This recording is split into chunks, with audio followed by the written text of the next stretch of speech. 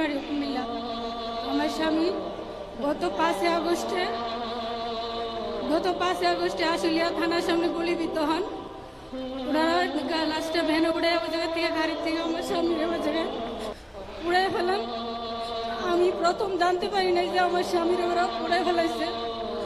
যখন গন্ডগোল শুরু হয় তখন আমি বাইর হই। আমার বাচ্চাটা তখন 5 মাস বয়স। 5 মাস বয়স আমার বাচ্চাটা নিয়ে যখন বের হই আমি, চতুর্দিকে শুধু গুলি আর গুলি। সবাই আমার টাইনা বাসার ভিতরে ঢুকায়। আমার স্বামী দুপুর 12টা বাজে বের হয়ে যায় বাসার থেকে। ঢুকানোর পরে আমি আমার স্বামী যখন গ্যাঞ্জাম থামে খুঁজি, আমার স্বামী ছবি নিয়ে যে আমার স্বামীরে দেখছেননি।